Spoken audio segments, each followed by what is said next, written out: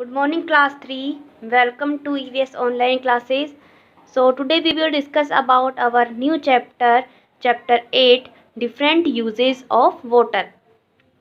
तो देखो आज हम डिफरेंट यूजेस ऑफ वाटर के बारे में देखेंगे, यानी वाटर के क्या क्या यूजेस होते हैं. तो लेट्स स्टार्ट नाउ. तो वाटर प्लेज अ की रोल इन आवर लाइफ, यानी कि जो वाटर है बहुत इम्पोर्टेंट रोल प्ले करता है हमारी डेली लाइफ में.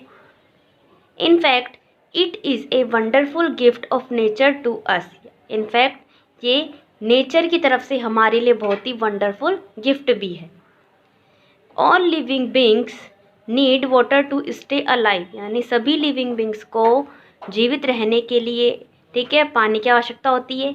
We use water in our day to day lives for the given purposes. ठीक है, तो देखो हम यूज़ करते हैं डे टू डे, हमें डेली पानी की ज़रूरत होती है और क्या क्या पर्पज़ होते हैं पानी को यूज़ करने के.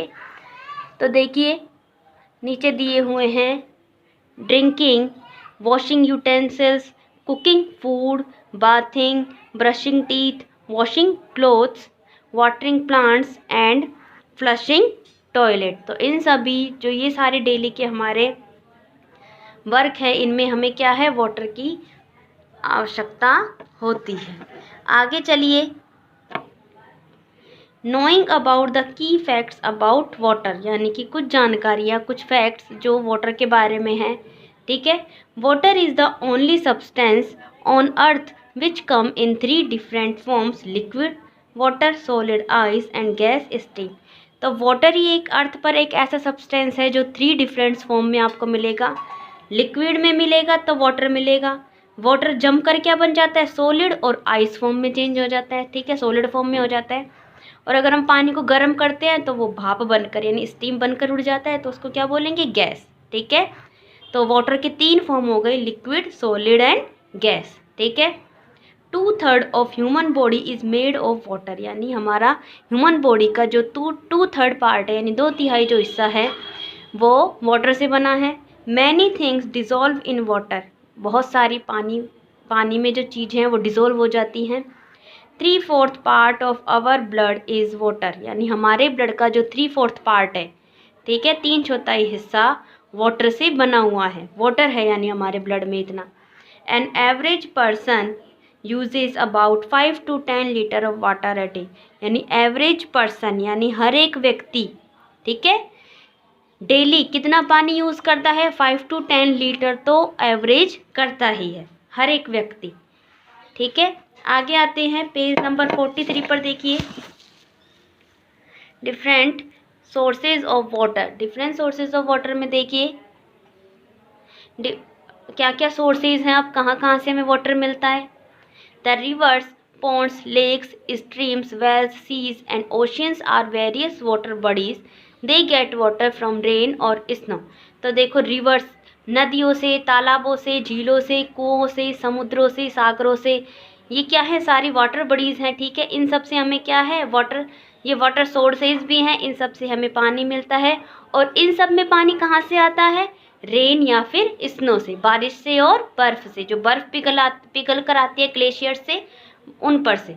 Much of the rain water seeps into the ground and gets collected between the rocks. ठीक है, much of rain water seeps into the ground, यानी जो बहुत सारा रेन वाटर है ग्राउंड में क्या हो जाता है कलेक्ट हो जाता है, और कलेक्ट होने के बाद ठीक है वो चट्टानों के बीच चला जाता है. This is known as the underground water, यानी कि जमीन क्या है उसको, लैंड क्या है उसको सोख लेती है. ठीक है, तो इस तरह वो किस फॉर्म में चेंज हो जाता है, तो उसको हम क्या बोलते हैं underground water.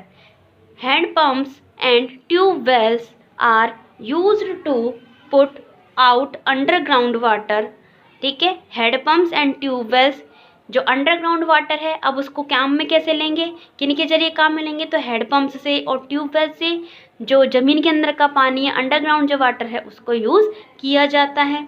A large amount of water can B obtained from tube wells. ठीक है, एक लार्ज अमाउंट वाटर यानी बहुत सारा पानी ऑब्टेन किया जा सकता है जो अंडरग्राउंड वाटर है किन के ज़रिए, ट्यूबवेल्स के ज़रिए. This water is mainly use for irrigation crops या इरीगेटिंग क्रॉप्स, यानी कि ये जो वाटर है मेनली यूज़ किया जाता है क्रॉप्स में सिंचाई करने के लिए, यानी फसलों में देने के लिए। तो देखो यहाँ पर आपको पिक्चर्स दी हुई हैं, वेल, रिवर, हैंडपम्प, ट्यूबवेल, ठीक है। आगे चलते हैं, नीचे आ जाइएगा। देखिए, although the rain water is pure and safe for drinking.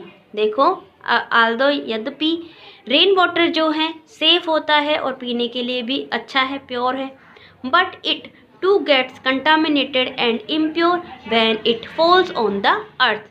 But ये कंटामिनेटेड यानी होता है खराब हो जाना, बेकार हो जाना। जब ये ज़मीन पर गिरता है, अर्थ पर गिरता है, तो ये खराब हो जाता है, इम्प्योर हो जाता है, अशुद्ध हो जाता है। When the droplets of rain come on ground, they get mixed with dirt and dust, ठीक है। जो बूंदें गिरती हैं बारिश में, ठीक है, आसमान से गिरते टाइम तो वो बिल्कुल प्योर रहती हैं, जैसे ही वो ज़मीन पर गिरती है उनमें मिट्टी मिल जाती है, गंदगी मिल जाती है, और जो पानी क्या है, गंदा हो जाता है, मेकिंग इट इम्प्योर, ये मिलकर इसे अशुद्ध बनाती है। This water flows into the drains and from there it flows into rivers and lakes। और जो ये वाटर है बहकर कहाँ चला जाता है, नदियों में, झीलों में।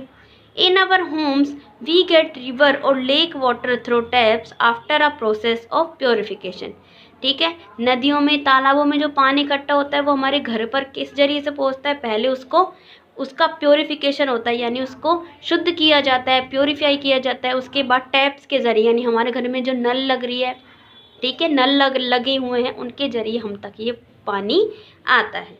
How does water reach our Holmes, कि अब हमारे घरों तक पानी कैसे आता है, तो देखिए,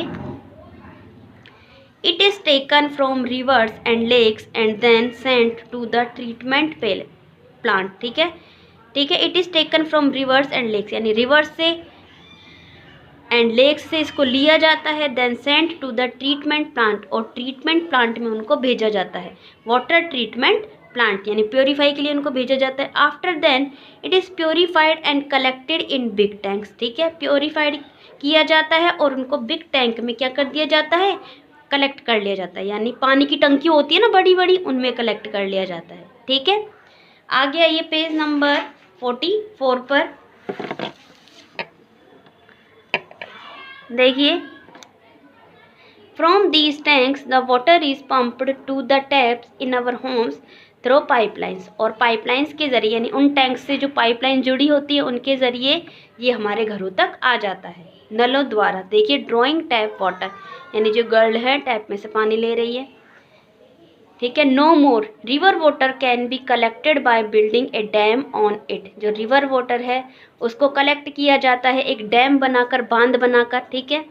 it is then raised to a great height and made to fall down on a turbine, ठीक है, बहुत ऊंचाइयों तक डैम बनाए जाते हैं, ठीक है, यानी जिससे रेन वाटर इकट्ठा रहे, ठीक है, और टरबाइन बनाई जाती हैं इनके नीचे ताकि वो टरबाइंस पर आकर गिरें।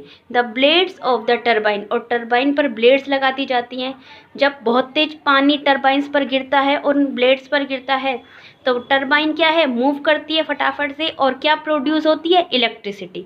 तो इस तरह हाइड्रो इलेक्ट्रिसिटी बोलेंगे इसको, यानी कि फ्लोइंग वाटर से इलेक्ट्रिसिटी बनाना क्या कहलाएगी, हाइड्रो इलेक्ट्रिसिटी। तो इस तरह इलेक्ट्रिसिटी प्रोड्यूस होती है, ठीक है। ये हाइड्रो इलेक्ट्रिसिटी आपको बुक में नहीं दिया हुआ, ये मैंने वैसे ही बताया है। देखिए, क्लीन ड्रिंकिंग वाटर, अब देखिए, क्लीन ड्रिंकिंग वाटर यानी साफ पीने का पानी। Tap water contain some impurities too, यानी टैप वाटर जो हमारे घर में नल लगे हुए हैं उनमें भी कभी कभार क्या है, गंदा पानी आ जाता है। We must clean it before drinking, तो उसे भी हमें क्या है, साफ़ करके पीना चाहिए, या पीने से पहले उसको साफ़ करना चाहिए, शुद्ध करना चाहिए। वी कैन डू सो, क्या करना चाहिए, देखिए अब हमें, first by using water purifiers, यानी प्योरीफायर्स, ठीक है, उनका यूज़ करना चाहिए। Water can also be purified by using water purifiers which kill germs by using ultra violet rays, ठीक है। तो जो प्यूरीफायर्स होते हैं, अल्ट्रा वायलेट रेज होती हैं, उनमें उनके जरिए जो पानी में जर्म्स होते हैं उनको मार देता है और पानी को प्योरीफाई कर देता है। सेकंड आता है बाय बॉइलिंग एंड फिल्टरिंग, ठीक है, बॉइलिंग करके और फिल्टर करके, उबाल कर या फिर फिल्टर से। Boiling the water for a few minutes kill the germs in it, यानी बॉइलिंग करके हम इनमें से कुछ मिनट के लिए पानी को बॉईल करके इसमें से जम्स को क्या है मार सकते हैं। Filtering the water by passing it through a water filter with a filter candle removes dirt. ठीक है, फिल्टर की जो मशीन है वही बात है कि फिल्टर्स में से इसको पास करके वाटर फिल्टर किया जा सकता है। एक फिल्टर कैंडल होती है जो इसमें से डर्ट क्या है रिमूव कर देती है। ठीक है, तो इस तरह पानी को पीने से पहले उसको प्योरीफाई करना ज़रूरी है। ठीक है, तो यहाँ पर आपका जो चैप्टर 8 है उसकी रीडिंग कंप्लीट होती है। इसको एक बार आप अच्छे से बुक में से रिवाइज कर लेना। तो चलिए मिलते हैं नेक्स्ट क्लास में, तब तक के लिए stay home and stay safe.